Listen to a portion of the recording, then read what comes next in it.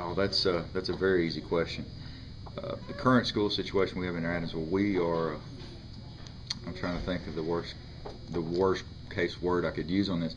We are so overcrowded. It's just unimaginable how overcrowded we are. We have so many teachers uh, throughout both schools that don't even have a classroom. They just have to wheel all their books around and everything between different lessons for all their children.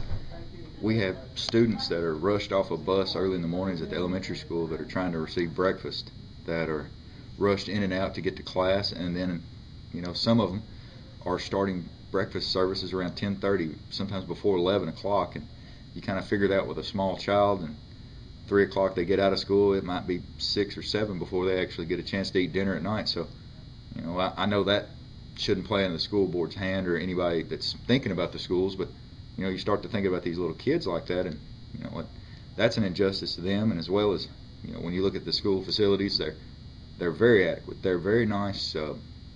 I wouldn't say anything detrimental about either school. I think they're both maintained very well.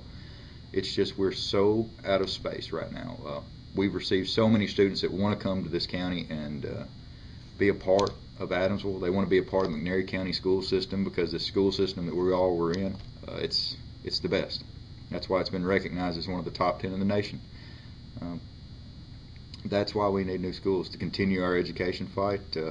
One of the main things that recent industry that's located here, one of their top 5, I guess you could say, bonuses to why they really enjoyed looking at Adamsville and wanted to come here was seeing how serious we were about industry and how serious we were about education, because their workforce doesn't allow for just anybody to work there. They demand the best and they want the best. So that's it. It's just a matter of putting education first where it should be, and that's why we're doing this.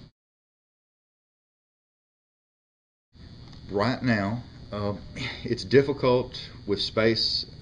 You'd have to see the elementary school itself to understand.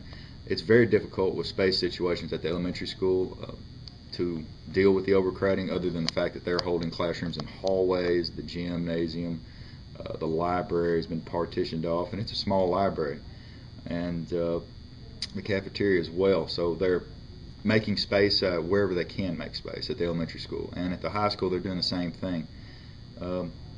They're also making use of a trailer at the high school that they've moved out into the front of the school to, I believe it alleviates one classroom, but I think there's 8 to 9 more that they've got to go. Well, there's a couple of ways. There's 2 ways that have been talked about right now. First of all has been the transfer over of the wheel tax to allow that to fund education. It was originally put on to fund the Justice Complex Center, and this would be a fitting, I think, end to the wheel tax to transfer it over to education and let it serve us best there.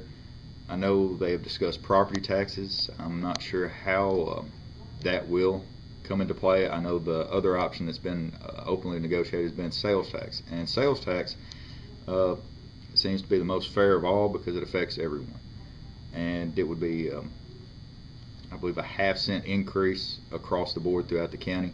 All the communities would have to opt in to donate their additional percentages from the sales tax. They would have to opt in to allow those to go to the school board to help fund this. So I think it'd be a collaborative effort between the sales tax along with the wheel tax to help fund 2 brand new schools in the county.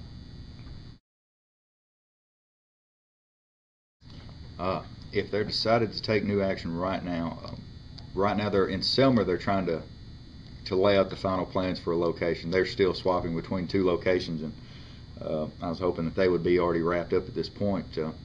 We immediately wrapped ours up from the time that they pointed out to us, I believe it was February of last year, what was the proper location that they thought would be best and most desirable. We went out and acquired that immediately. So it was hopeful that Selmer would be further along in their search, or the school board would be further along in their, I guess you could say, acquisition of property in Selmer, and have a more definitive answer in place. At this present time, I think it will involve a little bit more engineering planning, some more architectural design, some layout, and some groundwork to kind of be looked at between Selmer and Adamsville.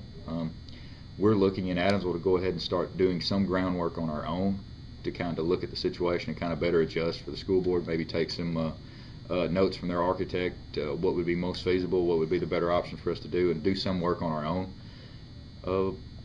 February will be the next primary, so it will be the next big election throughout the county.